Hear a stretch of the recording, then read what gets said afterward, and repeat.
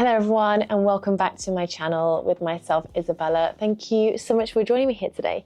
If you're new here, click that subscribe button so you never miss another video. My name's Isabella. I'm a graduate of the Ballet Academy. I then went on to dance with the Mikhailowski Ballet and IFM Ballet before I founded BWI, which is an online learning platform where we have beginner to pro classes, courses, in-depth lessons, plans and bespoke plans. So we put together a whole plan for you because it's so important to have a plan in order to succeed. And then we have stretches, workouts, floor bar, just everything you could possibly need, live classes with me and other trainers as well. So if you're looking to really improve your ballet and understand how to really get good at ballet, then this is your secret weapon to excellence. Head to balletwithisabella.com.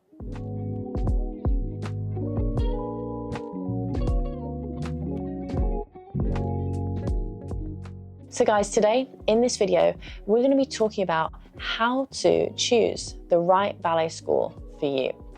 Now, I've been to two of the best ballet schools in the world. I've been to the Royal Ballet School in London, and I've been to the Vaganova Ballet Academy in St. Petersburg, Russia. And I was at the Royal Ballet School for 3 years, and then I was in the Vaganova Ballet Academy for 4 years. So you can say I've had a good taste of both of them. Now, when trying to decipher which ballet school to go to, it's important to do your research, number one.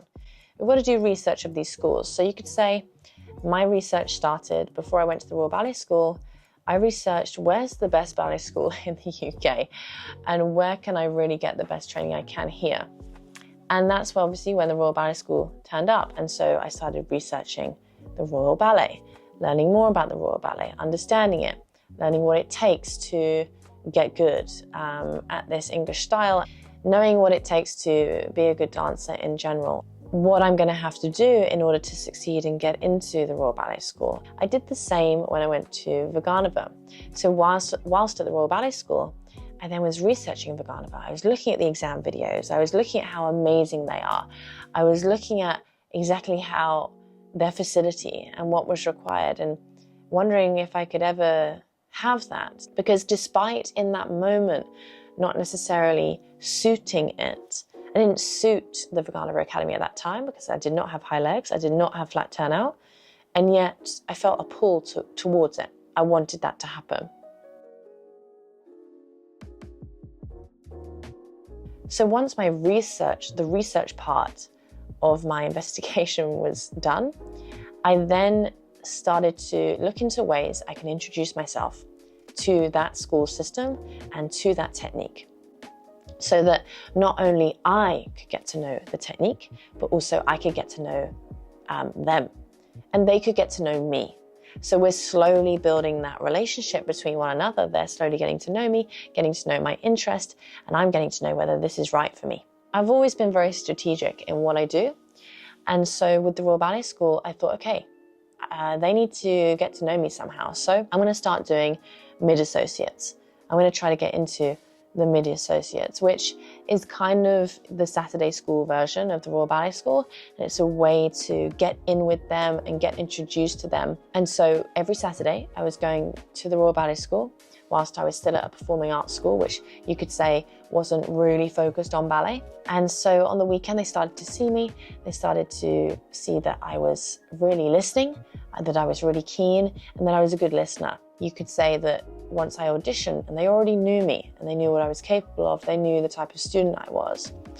And that really helped. So along with that, I went to their summer school as well. I wanted to show them that I was really keen. And it was also a very good way for me to work with the teachers there and get to know them. By working at this summer school, the teachers were getting to know me again, I was getting to know them. And then when it came to actually auditioning for the Royal Ballet School, for the second time, I didn't get in the first time. I didn't get in the first time because, well, I'm not sure the exact reason, but I definitely chalk it down to I left my toe pads at home. And so when I got to the audition, we had to wear point shoes. Let's just say I was not prepared and I had to do the entire point section with nothing in my shoes. I'm talking nothing. So to say I was wincing is an absolute understatement. I was like literally dying. It's the most horrible feeling in the world. I had no toe pads in my shoes whatsoever. So doing like échappés and doing anything, I was literally wincing the entire time. And so obviously did not act confident, did not do my best, and therefore did not get a place. The following year, I was fully prepared, had extra toe pads, and they'd also been watching me another whole year, so I was accepted. And so there was a strategy of very much trying to get in that world rather than going blindly. And so I've seen a lot of success with people who get to know the school, be it at a summer school or a weekend program. And you could say I did the same for Vaganova. So I'd done my research, I was watching the videos all the time, I was obsessed. And then I was like, right, I've got to get stronger somehow. I've got to get used to this technique somehow and be told whether I can cut it, whether I've got this, whether I've got what it takes. And I was introduced to a Russian coach. And so I would see her on the weekends, and she did me a real service, and I'm, very grateful. And she managed to introduce me to the Vaganova. And so I went to the academy a couple of times. I had lessons with one of the ballet masters, two of them actually, two of the teachers I had lessons. And you could say they were prepping me.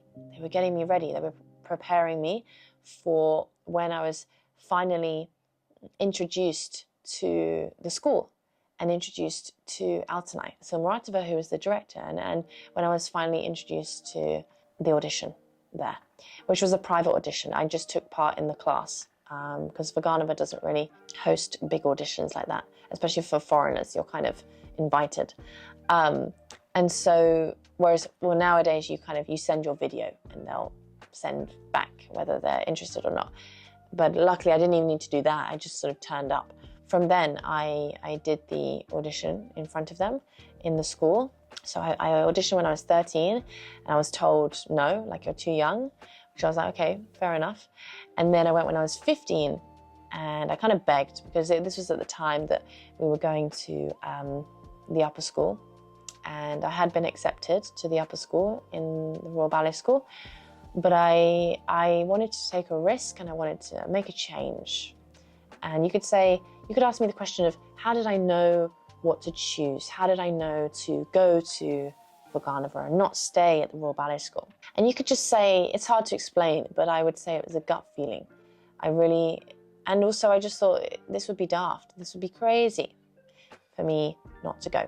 And even though it was a huge risk and I was very scared and slightly afraid, it was something that deep in my core I very much had to do.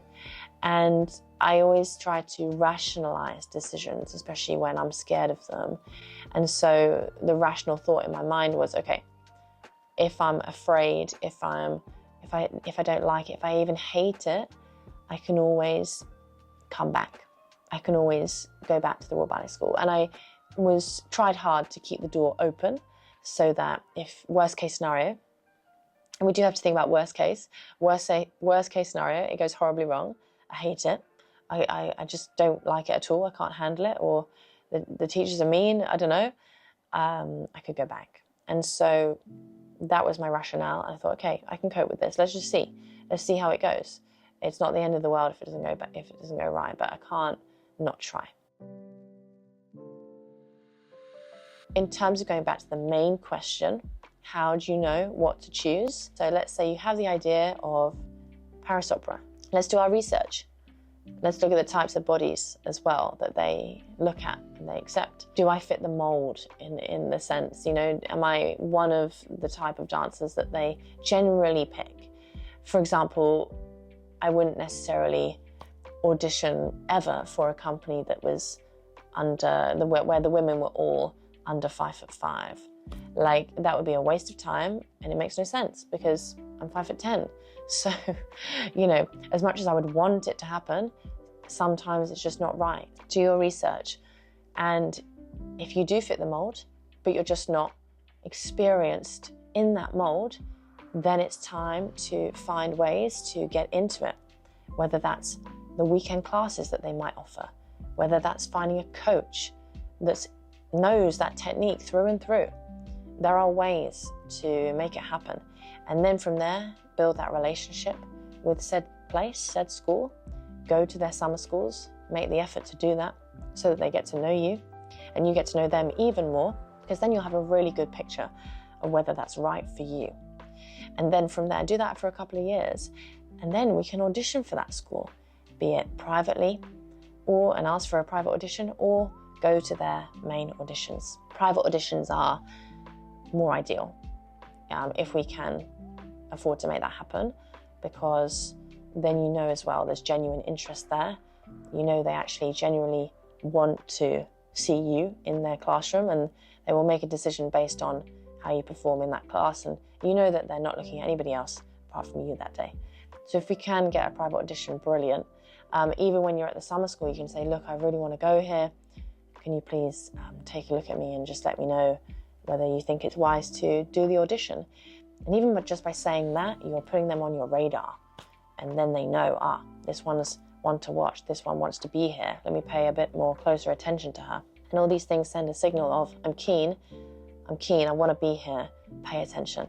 You've got to be quite strategic in how you make things happen for yourself, because a lot of the time they don't just land on your lap and they're not just handed to you on a plate, especially in this tough competitive world that is ballet.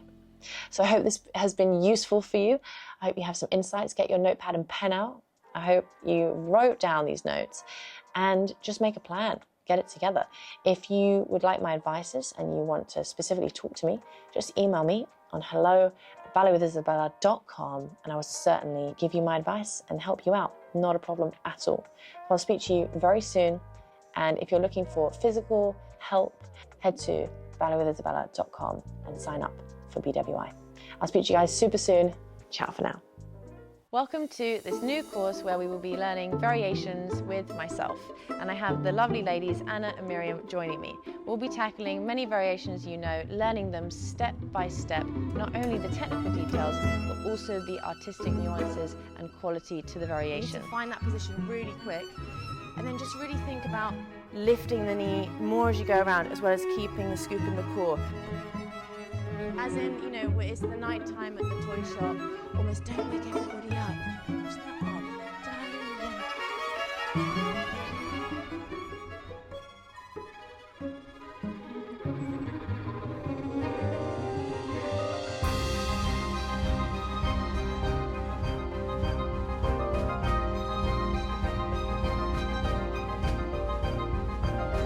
I can't wait to work with you on these iconic solos.